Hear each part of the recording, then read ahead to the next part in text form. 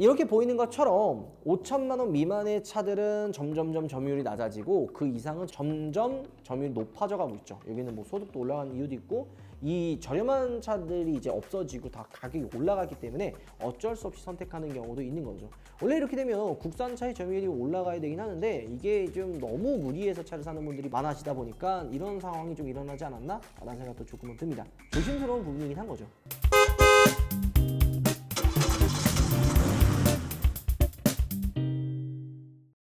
우와, 여러분 안녕하세요, 한손입니다. 오늘은 조금 무거운 이야기를 한번 해볼까 합니다. 지금 자동차 시장뿐만이 아니라 전체적으로 경기가 좋지 않죠. 뭐 부동산, 주식, 뭐 코인, 뭐 할 것 없이 다 분위기가 안 좋은데요. 그런데도 호황인 곳이 있어요. 자동차 쪽이긴 한데 바로 어디가 호황이냐? 바로 카푸어입니다. 이 카푸어 라인, 카푸어 시장 같은 경우에는 경기와 상관없이 차들이 판매가 되고 있다고 하더라고요. 근데 물론 이게 카푸어라고 하는 뭐 다른 시장이 있는 건 아니지만 그래도 이게 전체적으로 카푸어 분들이 좋아하는 차들 혹은 고가의 차들의 판매량이 굉장히 많이 늘어나고 있다고 합니다. 이 고가의 차들의 판매량은 다르게 이야기를 하면 양극화가 되고 있다라고 보여주면 되거든요. 국산차 중에 뭐 패밀리카 혹은 좀 허리를 당당하는 5천에서 6천만 원대의 판매량은 조금씩 좀 줄어들고 있는 반면에 1억이 넘어가는 고가의 시장은 더 상승을 하고 있는 그런 아이러니한 상황이 펼쳐지고 있는 거죠. 그뿐만이 아니라 3억이 넘어가는 뭐 진짜 말 그대로 뭐 람보르기니, 페라리 같은 그런 초고가 시장은 지금도 마찬가지로 엄청나게 잘 나가고 있습니다. 뭐 페라리 역대 뭐 최대 판매량을 보여줬다고 하고 포르쉐 역시도 뭐 없어서 못 산다. 역대 최고의 판매량을 보여주고 있다. 람보르기니도 말할 필요가 없죠. 몇만 대 이상, 정말 뭐 수십 배, 10배 이상 판매량이 늘어났다고 할 정도로 굉장히 많은 성장을 하고 있습니다. 롤스로이스도 마찬가지로 작년에 역대 최고 판매량을 보여줬다고 하는데요. 아이러니하게도 3천만 원대 수입 시장이 거의 몰락을 하고 있습니다. 그리고 카푸어의 눈높이도 전체적으로 많이 높아졌다고 하는데요. 이런 상황이 어떤 상황인지 여러분들과 한번 같이 알아보도록 하겠습니다.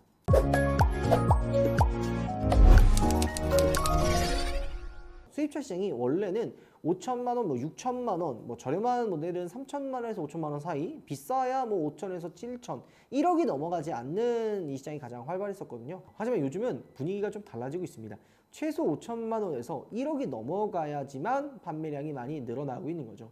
전체적으로 3천만 원, 4천만 원대의 수입차가 거의 전멸했다고 해도 틀린 말은 아닌데요. 원래 이 수입차의 대중화를 열었던 시기가 여러분 혹시 언제인지 아시나요? 2010년도쯤 수입차가 폭발적으로 늘어났어요. 그 매개체를 했던 차가 BMW F-바디 5 시리즈죠. 이전까지 수입차로 가면 막연히 멀고 내가 이걸 사도 되나? 유지가 될까? 유지비는 비싸지 않아? 부품값은? 이런 걱정이 많았었지만 이 2010년 기점으로 뭐 금융 프로그램도 잘 되어 있고 5 시리즈 자체가 워낙 가격도 괜찮게 나왔기 때문에 수입차를 선택하지 않았던 소비자분들도 국산차를 타고 계셨던 분들도 조금만 더 주고 한번 수입차 타볼까 하고 많이 넘어갔던 시기도 2010년도입니다. 여기 뭐 3천에서 5천은 폭스바겐, 뭐 지프, 미니, 포드가 포진해 있고요. 5천만 원에서 7천만 원, 뭐 1억 정도 사이는 벤츠, BM, 아우디가 자리를 잡고 있죠. 그리고 1억이 넘어가는 포르쉐는 거의 7년 만에 3배 이상 판매량이 늘어났고 2억 원 이상이 되는 아까 제가 얘기했던 뭐 람보르기니, 페라리, 뭐 롤스로이스 이런 차들도 2년 만에 점유율이 3배 이상 뛰었다고 합니다. 자, 이런 사태, 판매량이 갑자기 늘어난 이유가 여러 가지 있죠. 제로금리에 가까운, 그러니까 코로나 사태가 터지면서 은행에서 그냥 시중으로 엄청난 돈을 뿌렸거든요. 이 금액들이 뭐 부동산도 흘러가고 주식도 흘러가고 코인에도 흘러가고 막 돈잔치를 하기 시작하면서 무리하게 돈을 쓰는 분들도 굉장히 많아졌습니다. 이때 요즘에 어떤 상황들이 일어났었어요? 뭐 프리미엄 피 이래가지고 신차 가격이 2억인데 막 3억에 막 거래를 하고 4억이 넘어가는 페라리는 무슨 뭐 1억, 2억 뭐 출시 안 된 차들도 뭐 1억 원 피 얹어서 막 팔고 이런 말도 안 되는 상황들이 펼쳐진 이유도 바로 이 코로나 사태를 빼놓을 수가 없습니다. 게다가 코로나가 터지면서 돈을 잘 버는 고소득층이 돈을 쓸 데가 없으니까 뭐 놀러도 안 가고 뭐 다른 데 돈 쓸 데 없으니까 차에 투자하는 경우도 굉장히 많아진 거죠. 게다가 또 옛날과 마찬가지로 차가 내 부를 과시하는 또 물건이 되기 때문에 차 투자하는 데 있어서 선뜻 돈을 아끼지도 않았죠. 자, 근데 왜 3천만 원 미만의 차들의 판매량이 거의 없어졌느냐? 뭐 여기에는 여러 가지 이유가 일단 있겠죠. 일단 첫 번째, 3천만 원대의 수입차가 거의 없어요. 출시도 많이 안 하고 다 가격이 인상됐기 때문에 3천만 원대 금액의 수입차들이 거의 이제 점유율이 많이 떨어지기 시작한 거죠. 예를 들어 이 3천만 원 미만의 수입차 점유율이 원래는 2015년도에 3.16% 정도에서 2022년에는 2.02%로 감소했습니다. 지난해만 해도 거의 0.67% 급감했는데 사실 그 이유는 3천만 원 미만에 팔리는 차는 폭스바겐 제타 같은 정말 극소수 차들이기 때문에 점유율이 점점 낮아질 수밖에 없고요. 제타 같은 경우에는 지난해 1619대를 판매를 했었죠. 3천만 원 이상의 수입차 점유율도 원래 2015년도에는 25.31%에 달했는데 여기는 이제 뭐 일본, 미국, 독일 수입차의 대중화를 위해서 국산차와 이제 경쟁해보자 해서 다양한 브랜드에서 저렴한 저가 모델들을 우후죽순 출시했던 시기도 바로 이맘때이기도 합니다. 예를 들어 뭐 도요타 캠리, 닛산 알티마, 폭스바겐, 뭐 골프, 제타, 티구안, 뭐 포드도 뭐 몬테오, 지프, 레니게이트, 미니 같은 3천만 원대 시장이 정말 박터지게 경쟁을 했던 시기도 바로 이맘때 시기죠. 근데 이게 어떤 사태가 터졌죠? 바로 이제 디젤 게이트 사태가 터지면서 폭스바겐 죽어나고 그리고 일본은 이제 불매운동 일어나고 그 결과 2022년 8.54%의 점유율을 가지고 있었다가 2021년에는 6.58%로 감소했고 지난해는 3.83%로 반토막이 났습니다. 자, 이렇게 여러 가지 외부 요인에 의해서 3천만 원대 수입차들이 박살이 났지만 또 한 가지 이유가 있습니다. 바로 국산차의 발전이죠. 3천만 원, 4천만 원대로 넘어가게 되면 국산차에서 살만한 차들이 굉장히 많아졌거든요. 뭐 스포티지, 투싼, 뭐 그랜저 깡통도 3천만 원대이긴 하지만 뭐 3천만 원대의 국산차 살 게 많아지기 때문에 굳이 내가 이 금액대의 수입차를 사야 될까? 이런 생각을 하게 되는 거죠. 왜냐하면 같은 가격대의 수입차랑 국산차를 비교하면 옵션, 가성비, 유지비 어느 것 하나라도 수입차가 국산차를 이기지 못합니다. 예전 같은 경우에는 이 뭐 3천만 원, 뭐 3천만 원 언저리의 수입차들도 약간 그 브랜드 이미지, 그래도 얘 외제차야라고 하는 그런 이미지가 있기 때문에 여러 가지 좀 포기를 하고도 수입차를 샀지만 지금은 좀 어때요? 5천만 원 미만대의 수입차는 그럴 바에는 국산차 사지라는 인식이 강해졌고 비싸지 않다라는 생각을 많이 하기 때문에 굳이 무리해서 수입차로 안 넘어가고 있긴 합니다.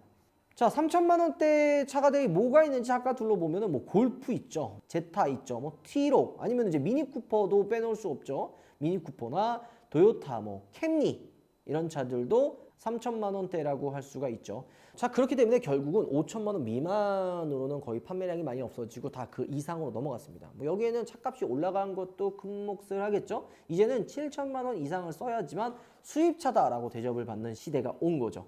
5천만 원에서 7천만 원대 수입차의 점유율이 31.14%에서 21년에는 32.94%, 지난해는 무려 35.36%로 올라갔죠.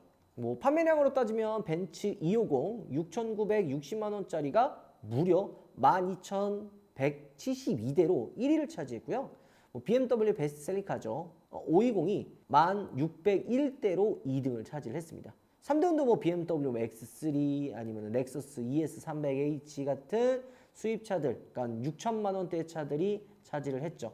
그리고 7천만 원에서 1억의 수입차 점유율도 빠르게 올라가고 있는데요. 원래 15년도에는 15.78%를 차지했는데 21년도에는 20.66, 지난해는요 22.89로 많이 상승을 했습니다. 자, 그렇다면 이 가격대에 뭐가 있냐? 9천만 원대는 뭐 벤츠 E350 뭐 뿌메틱이나 이 차량이 무려 1,601대가 팔렸고 2등 뭐 530 이것도 원래 7,760만 원 정도 하거든요. 4,435대를 판매를 했습니다. 이렇게 보이는 것처럼 5천만 원 미만의 차들은 점점점 점유율이 낮아지고 그 이상은 점점 점유율이 높아져 가고 있죠. 여기는 뭐 소득도 올라가는 이유도 있고 이 저렴한 차들이 이제 없어지고 다 가격이 올라가기 때문에 어쩔 수 없이 선택하는 경우도 있는 거죠. 원래 이렇게 되면 국산차의 점유율이 올라가야 되긴 하는데 이게 좀 너무 무리해서 차를 사는 분들이 많아지다 보니까 이런 상황이 좀 일어나지 않았나? 라는 생각도 조금은 듭니다. 조심스러운 부분이긴 한 거죠. 자, 1억 원에서 1억 5천, 뭐 1억 원 이상의 고가의 차들 점유율이 엄청 늘었어요. 7년 만에 무려 3배가 늘어났거든요. 15년도에는 5.62%의 점유율을 가지고 있었는데 지난해 16.77%로 3배 가까이 증가했고 판매 대수도 13,000대에서 47,000대로 3.5배 많아졌습니다. 지금 이 시장 성장세는 뭐 1억 원 미만에서는 사실 판매량은 뭐 BMW와 벤츠가 담당하고 있지만 그 이상, 그러니까 1억 원 이상은 포르쉐가 담당하고 있습니다.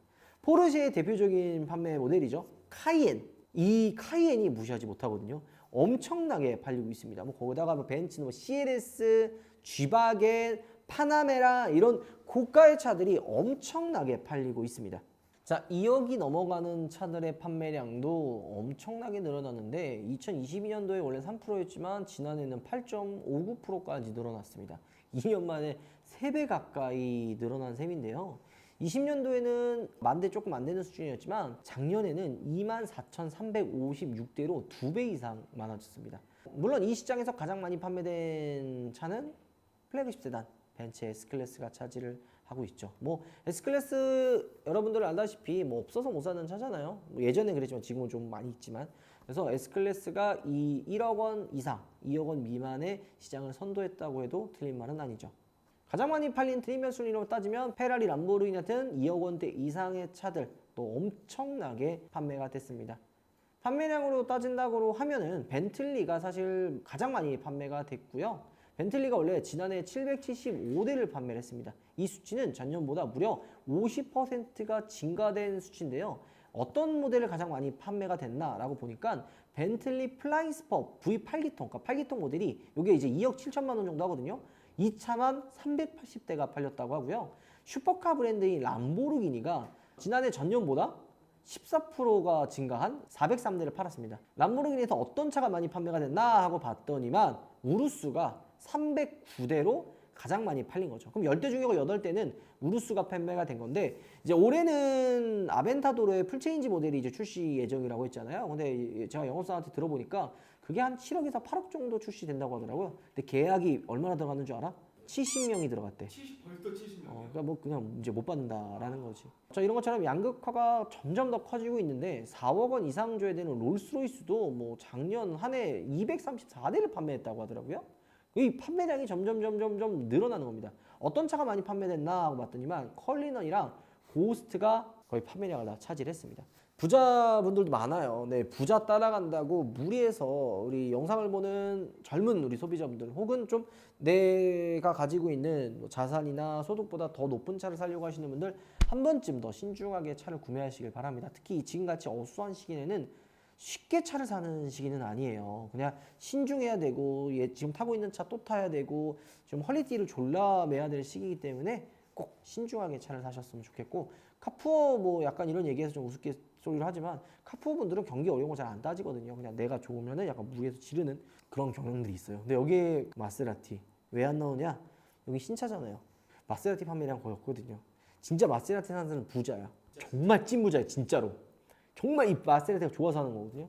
그러니까 마세라티 카푸어 분들이 많이 사는 건 이제 중고, 좀 한 5년에서 7년 된 거, 막 기블리, 저기 뭐야 콰트로 포르테, 아니면 저 뭐야 그란 투리스모. 저 기억나는 것 중에 하나가, 나 마세라티 동호회에서 나 되게 싫어하는데 단톡방에서도 나 싫어하더라고.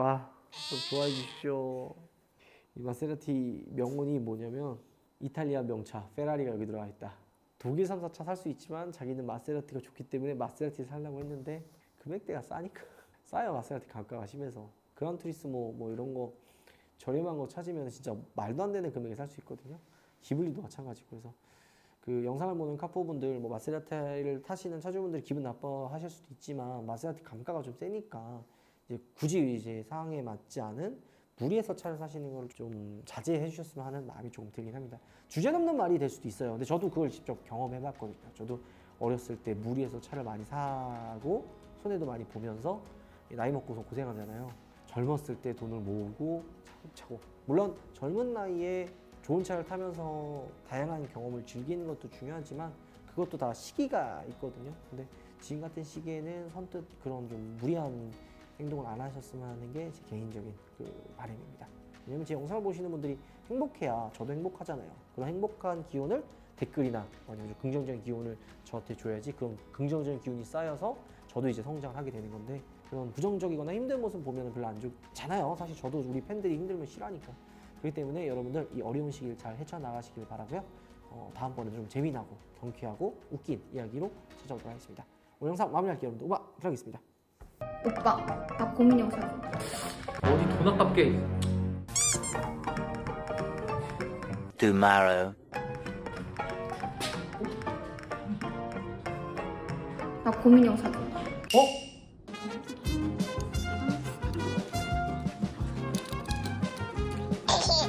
아, 뭐다 줬어. 이건 카리보의 허그베어잖아. 무려 색상도 6가지에 너무 귀여운 곰돌이 방향제잖아. 오빠, 고마워. 왜 그래?